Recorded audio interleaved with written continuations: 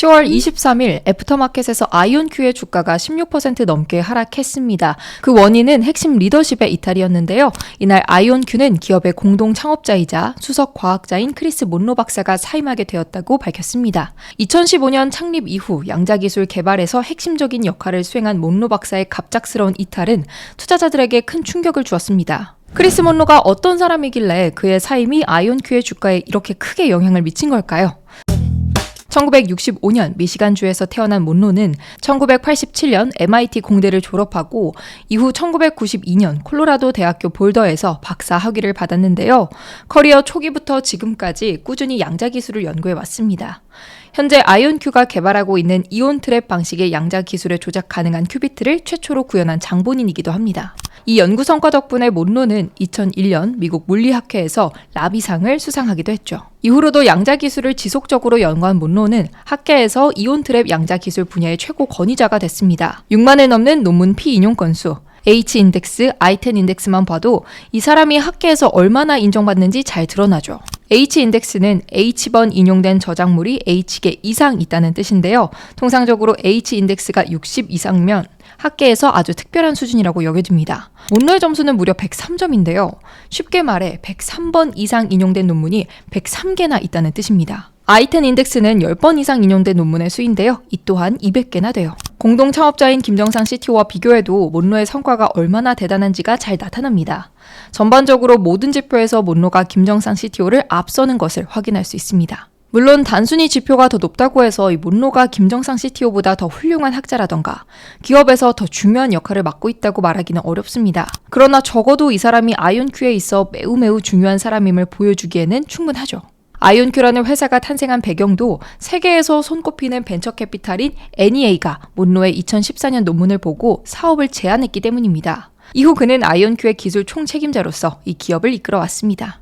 듀크 대학교는 김정상 CTO가 교수로 재직 중인 기업으로 아이온큐와 긴밀하게 협업하고 있는 곳인데요. 이 대학은 몬로에 대해 그를 이론가라고 표현했습니다. 그가 양자기술이 컴퓨터에 접목될 수 있다는 것을 이론적으로 검증한 이후 몬로는 이를 실제로 구현할 공학자가 필요해졌고 그 인물이 김정상 CTO였다고 말하죠.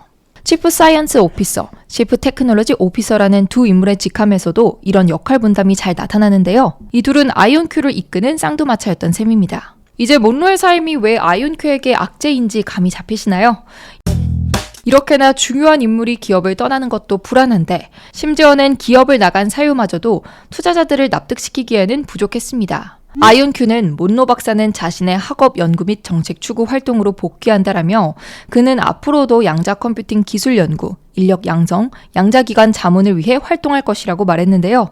쉽게 말해 기업인으로서의 삶은 내려놓고 학자로 돌아가겠다고 선언한 것입니다. 더 거칠게 표현하면 사업 그만두고 연구나 할래 하면서 떠난 것이죠. 양자 컴퓨터는 대표적인 미래혁신 기술로 잠재력은 무궁무진하지만 그만큼 성공 가능성에 있어 불확실성도 높은 분야입니다. 그리고 아이온큐는 이 분야에서 가장 앞서 있는 스타트업이고요. 이런 기업의 기술 책임자가 학업을 목표로 사임한다. 투자자들 입장에선 연구하다 보니 사업성이 없다고 판단했나? 혹은 결국에는 안 될 거라고 생각해서 발을 빼는 건가? 하는 등의 의구심이 생길 수밖에 없습니다. 특히 아이온큐가 연구하는 이온 트랩 방식의 양자 컴퓨터가 구글, IBM 등 다른 빅테크들이 개발하는 것과는 전혀 다른 방식의 양자 컴퓨터라는 점도 이런 불안을 더욱 키우고 있습니다. 안 그래도 생소한 양자기술, 그 중에서도 더욱 마이너한 이온 트랩 방법인데요. 이 분야 최고 권위자인 몬로가 계속 기업에 붙어서 양자 상용화의 가능성에 대해 꾸준히 설명하고 설득해줘도 모자랄 판에 아예 기업을 떠나버렸으니 주주들의 마음이 동요하는 것도 당연합니다. 심지어 타이밍도 문제입니다. 아이온큐의 주가는 올해 들어 265%가량 오르며 엄청난 퍼포먼스를 보여주고 있습니다. 그 배경에는 이 기업이 이룩한 기술적 진전과 정부 및 기관과의 파트너십 체결, 꾸준히 상향 조정한 가이던스 등이 있는데요. 일례로 불과 지난달 아이온큐는 포르테 엔터프라이즈 및 아이온큐 템포라는 신제품의 출시 계획을 알리며 양자 컴퓨터의 본격적인 상용화를 개시할 것이라고 밝히기도 했고요.